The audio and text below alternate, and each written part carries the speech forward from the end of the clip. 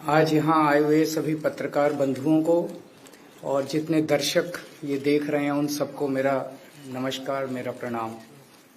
आज लखनऊ में मैं उत्तर प्रदेश के सभी मतदाताओं से इंडिया गठबंधन को भारी भरकम वोट देने के लिए, भारी मात्रा में वोट देने के लिए अपील करने के लिए आया हूँ। मैं 4 बातें रखना चाहता हूँ।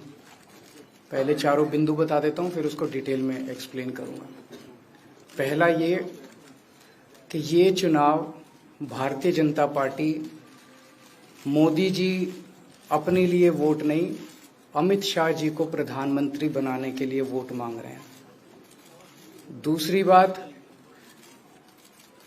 योगी आदित्यनाथ जी को अगर ये लोग जीत गए तो योगी आदित्यनाथ जी को 2 से 3 महीने के अंदर उत्तर प्रदेश के सीएम पद से हटा दिया जाएगा।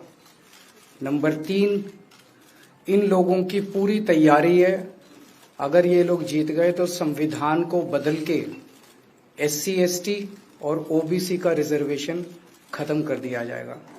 और नंबर 4, जो आंकड़े अब देश भर से आ रहे हैं वो ये दिखा रहे हैं कि 4 जून को इंडिया गठबंधन की सरकार बनने जा रही है और NDA को और BJP को बहुत कम सीटें मिलने जा रही हैं।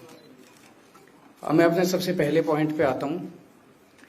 जब 2014 में प्रधानमंत्री बने थे नरेंद्र मोदी जी, तो उन्होंने खुद एक रूल बनाया था कि भारतीय जनता पार्टी के अंदर और उनकी सरकारों में 75 वर्ष से ऊपर कोई भी व्यक्ति होगा तो उसको संगठन में और सरकार में किसी भी पद पे नहीं रखा जाएगा, उसको रिटायर कर दिया जाएगा।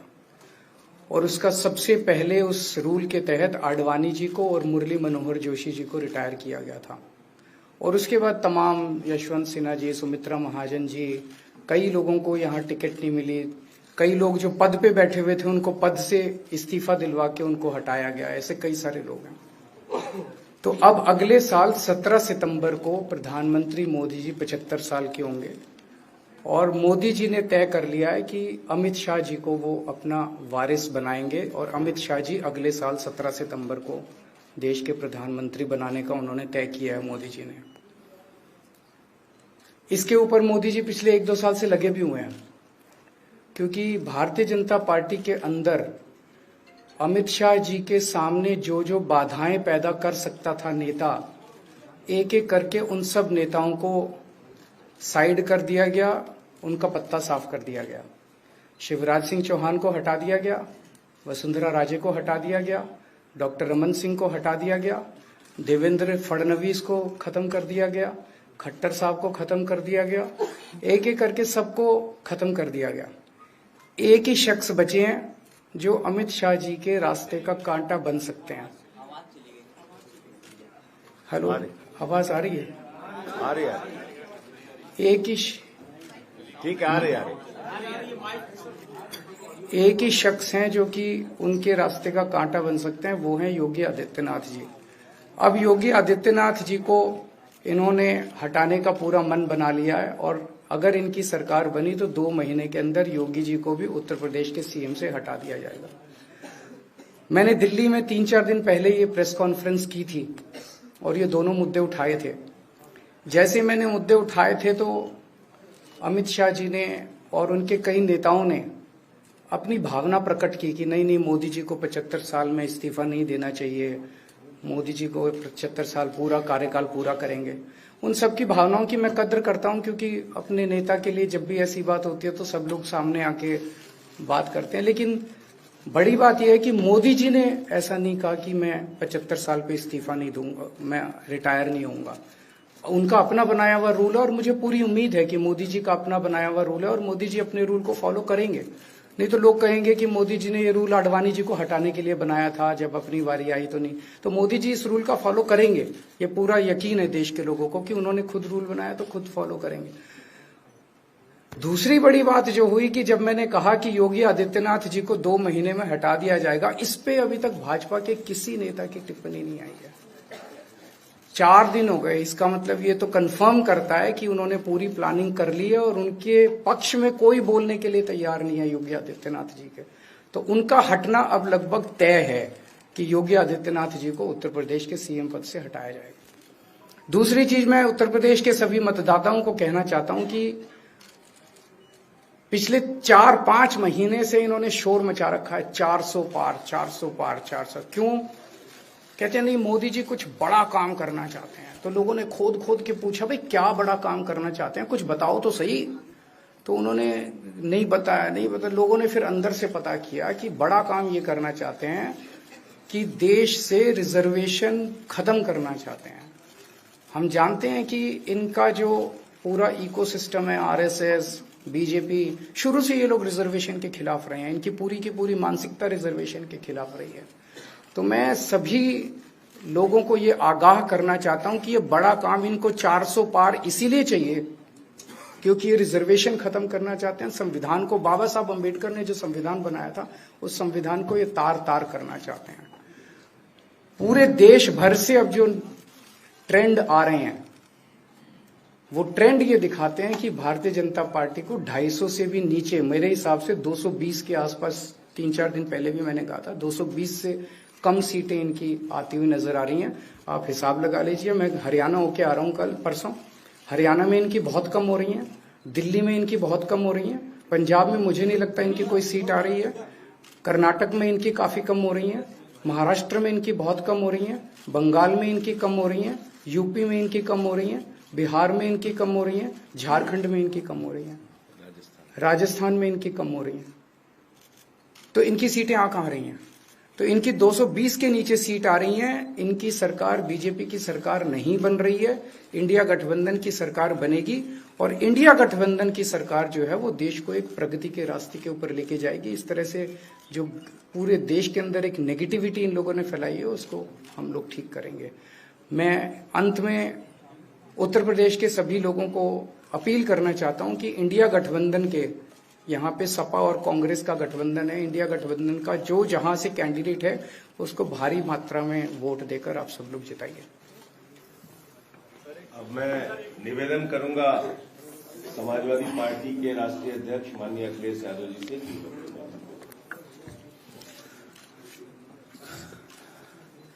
आदरणीय अरविंद केजरीवाल जी का मैं धन्यवाद देता हूं।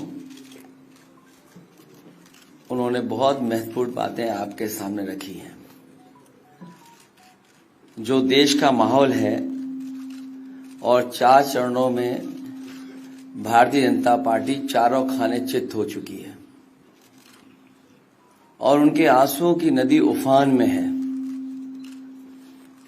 भारतीय जनता पार्टी जो 400 पार का नारा दे रहे थे, अब समझ में आया है 4 चरणों के बाद। वो बात तो ठीक है कि आरक्षण पे सबसे पहले हमला करेंगे, लेकिन 400 पार नारा इसीलिए दे रहे हैं कि 543 में 400 के बाद वो सीटें देख रहे हैं, तो वो केवल 143 बन रही हैं।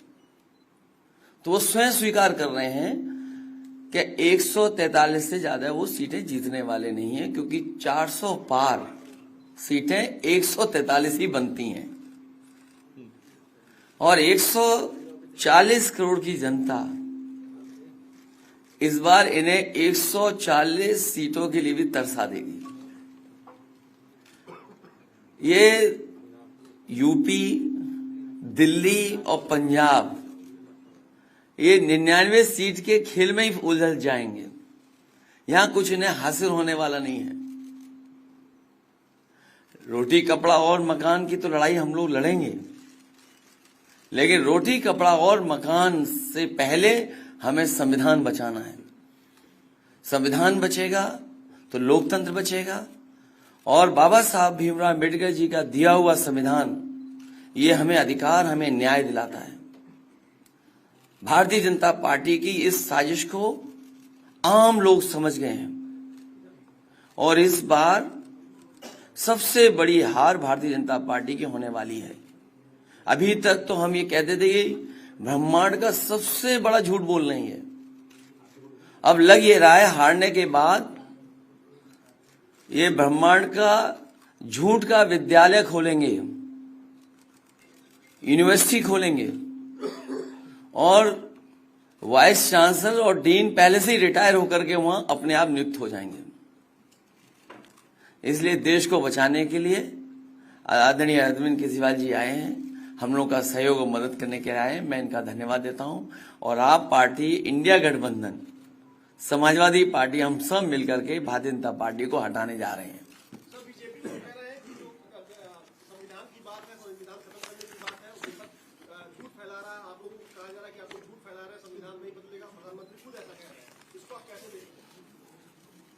उनकी कौन सी बात सच निकलेगी? अभी आपसे कहा कि 75 साल वाला जो वो है रूल नियम, उसको तो फॉलो किया जाएगा ना, इसी से पता लग जाएगा।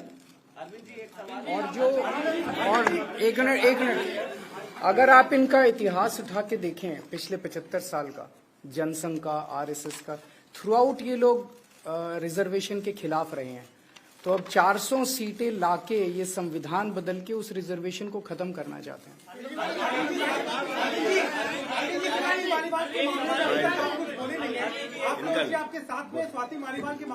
अरे उससे ज्यादा जरूरी और चीजें भी हैं, कागज हम निकाल लिए। भाजपाई किसी के सगे नहीं है, ये है कि भाजपाई किसी के सगे नहीं है, और भाजपाई झूठे मुकदमे लगाने वाला गैंग है। हाँ बोल दो। बोल रहे बता रहे। हाँ मैं बोल रहा हूँ, एक सेकंड बोल रहा हूँ।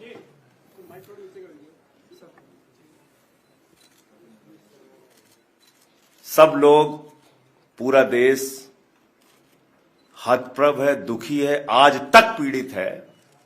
मणिपुर के अंदर एक कारगिल योद्धा की पत्नी को निवस्त करके घुमाया गया, सैकड़ों महिलाओं के साथ दरिंदगी हुई, भारत के प्रधानमंत्री खामोश रहते हैं।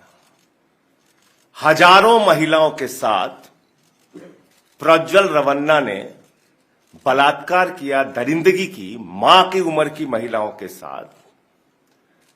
प्रधानमंत्री कहते हैं ये भारत को मजबूती देगा, इसी को वोट देना।